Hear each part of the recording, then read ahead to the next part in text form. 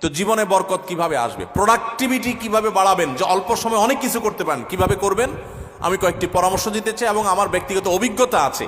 আর এই পরামর্শগুলো হাদিসের আলোকে কয়েকটি কাজ করতে পারেন আপনার প্রোডাক্টিভিটি বাড়ানোর জন্য। আলহামদুলিল্লাহ, আমি আমার বাসায় আমার ফ্যামিলির সদস্যদের এটার উপরে উদ্বুদ্ধ করেছি, তারা আমল করে। আপনি কিছুদিন এটা করে দেখেন, দেখবেন আপনার জীবনে কি পরিমাণ বরকত এসেছে। আমার বয়স 21 বছর, সকাল থেকে রাত পর্যন্ত সময়টা কিভাবে প্রোডাক্টিভ ভাবে কাটাবো, আমার টাইম ম্যানেজমেন্ট কেমন হবে, খুব দরকারি একটা প্রশ্ন করেছে। প্রোডাক্টিভিটি আমাদের জীবনে বরকত, এটা অনেক গুরুত্বপূর্ণ একটা ব্যাপার। ইসলামের ইতিহাসে স্বর্ণযুগের অনেক সোনালী মানবরা আছেন, তাদের মাত্র 30, 35, 40 বছরের জীবনে হাজার হাজার পৃষ্ঠার বই রচনা করেছেন, গবেষণামূলক বই। আজকালকার মতো কপি পেস্ট মার্কা বই না, যে গুগল থেকে নকল করে কপি পেস্ট করে বই লিখে ফেলছে, জি না। তখন গুগল আর নেট ছিল না, লাইব্রেরি থেকে পড়াশোনা করে নিজেরা গবেষণামূলক গ্রন্থ লিখেছেন। 10 ভলিউম, 20 ভলিউম, 30 ভলিউমের এক একটা বই এক একটা আলমারি হয়ে যাবে। 30-40 বছর বয়সে এত বড় বড় বই লিখে ফেলেছেন। আর আমরা অনেকে আছি 30-40 বছর বয়সে ওই বইগুলো পড়েও শেষ করতে পারবো না। তাদের জীবনে অনেক বরকত ছিল, অল্প সময় অনেক কাজ করতে পারতেন। আমাদের জীবনে বরকত নাই, একেবারেই বরকত নাই। দেখতে দেখতে জীবন পার হয়ে যায়, দিন পার হয়ে যায়, কিছু করা হয় না। তো জীবনে বরকত কিভাবে আসবে, প্রোডাক্টিভিটি কিভাবে বাড়াবেন, যে অল্প সময় অনেক কিছু করতে পারেন কিভাবে করবেন, আমি কয়েকটি পরামর্শ দিতে চাই এবং আমার ব্যক্তিগত অভিজ্ঞতা আছে। আর এই পরামর্শগুলো হাদিসের আলোকে কয়েকটি কাজ করতে পারেন আপনার প্রোডাক্টিভিটি বাড়ানোর জন্য। নাম্বার 1, খুব গুরুত্বের সাথে লক্ষ্য করবেন, রাতে দেরিতে ঘুমাবেন না। যারা রাতে দেরিতে ঘুমায় এদের জীবনে বরকত নষ্ট হয়ে যায়, এদের জীবনে প্রোডাক্টিভিটি থাকে না। দেখুন, পৃথিবীতে যে সমস্ত দেশগুলো উন্নত হয়েছে, আপনি আমেরিকা বলেন, জাপান বলেন, কোরিয়া বলেন, আপনি ইউরোপ বলেন, পৃথিবীর যে সমস্ত অঞ্চলের যে সমস্ত দেশগুলো উন্নত হয়েছে, তাদের দেখবেন সবার একটা কমন লাইফস্টাইল হলো তারা রাতে তাড়াতাড়ি ঘুমায় পড়ে। সমস্ত উন্নত দেশের সব মানুষদের মধ্যে কালচার আছে। সারা পৃথিবীতে যে দেশগুলো উন্নত হয়েছে তারা সবাই দেখবেন সন্ধ্যার পর পর শুয়ে পড়ে। আর আমাদের বাঙালির রাত শুরুই হয়ে হলো 10টার পর, তাই না? আমরা অফিস আদালত থেকে আইসা বাসায় রিমোট নিয়া জামা টামা খুলে ধুইয়া বৈশা, এরপরে আমরা আয়সার নামাজ যদি পড়ি নামাজি হই, আর বেনামাজি হলে তার কোনো কথাই নেই। আইসা আমরা সোফা বসে এবার আমরা রিমোট দিয়া একটা পর একটা চ্যানেল পাল্টাতে থাকি, এরপরে মোবাইলে ফেসবুকে হাতাইতে থাকি, খাওয়া দাওয়া করে শুধু আমাদের 12টা, 12:30, 1টা। এই যে দেরিতে ঘুমাই, আমাদের জীবনের প্রোডাক্টিভিটি নষ্ট হয়ে যায়, বরকত নষ্ট হয়ে যায়। যে তরুণ তার প্রোডাক্টিভিটি বাড়াতে চায় সে যেন রাতে তাড়াতাড়ি ঘুমায়।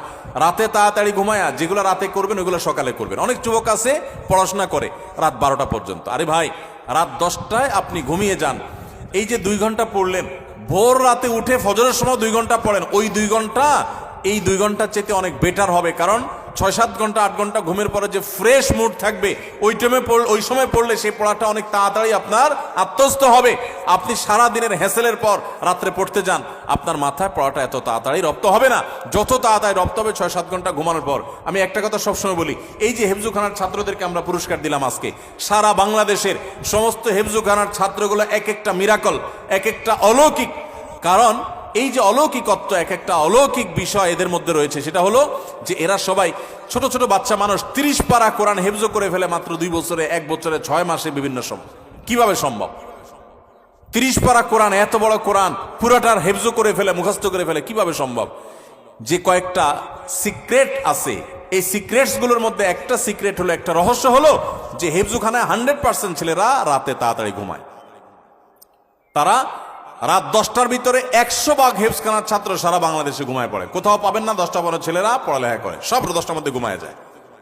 পুরা কোরআন হেফজ করে ফেলে অল্প সময়ের মধ্যে, আবার রাত জেগা পড়ে না। কিভাবে সম্ভব? কারণ তারা ওই যে আবার ভোরে উঠে যায়, ভোরে উঠে পড়ে। ওই ভোরের সময়টা রাতের 4 ঘন্টা, আর তখন 1 ঘন্টার সময়। এজন্য প্রোডাক্টিভিটি বাড়াতে চাইলে রাতে তাড়াতাড়ি ঘুমাইতে হবে। যেটা রাত জেগে করবেন, যে কাজটা, সেটা ভোরে করবেন। 1। 2 নম্বর হলো সকালে ঘুমাবেন না। সকালে ঘুমানো যাবে না। সকালের ঘুম মানুষের জীবনের বরকত নষ্ট করে দেয়। আমাদের নবী সাল্লাল্লাহু আলাইহি ওয়াসাল্লাম দোয়া করেছেন, আল্লাহুম্মা বারিক লি উম্মতি ফি বুকুরিহা, আল্লাহ আমার উম্মতের জন্য সকালের সময়টাতে বরকত দান করবেন, আর ওই টাইমে আপনি ঘুমায় থাকেন। সকালে আপনি পড়ালেখা করেন, ছাত্র মানুষ, তাহলে পড়ালেখা বরকত হবে। আপনি কর্মজীবী, কাজ করেন, আপনার কাজে বরকত হবে। আপনি কৃষক, কৃষি কাজ করেন, আপনার জীবনে বরকত হবে। আমাদের সমাজে, আমাদের দেশে 9টা 10টা, সকাল 9টা 10টা 11টা আগে দোকান খোলে না, কারণ পাবলিক ঘুমায় থাকে না, একটাই না, রাত জায়গায় আড্ডা মারে আর সকালে ঘুমায় থাকে। ঠিক না ভাই? ঠিক। আমাদের প্রোডাক্টিভিটি নষ্ট হয় এই কারণে। আপনি কিছুদিন এটা করে দেখেন, দেখবেন আপনার জীবনে কি পরিমাণ বরকত এসেছে। আলহামদুলিল্লাহ, আমি আমার বাসায় আমার ফ্যামিলির সদস্যদের এটার উপরে উদ্বুদ্ধ করেছি, তারা আমল করে, রাতে তাড়াতাড়ি ঘুমায় পড়ে। 10টার ভিতরে সবার ঘুম শেষ, আর সকালে কোনো ঘুম নেই। ভোর থেকে উঠে যার যার কাজে সে লেগে যায়।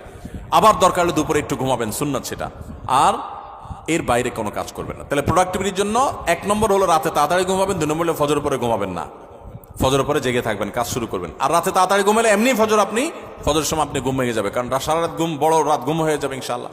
3 নম্বর এবং সর্বশেষ প্রোডাক্টিভিটির জন্য যেটা বলতে চাই তা হলো এই মোবাইল এবং বিভিন্ন রকমের ডিভাইসের নেশা বন্ধ করতে হবে, তা না হলে প্রোডাক্টিভিটি কখনো বাড়বে না।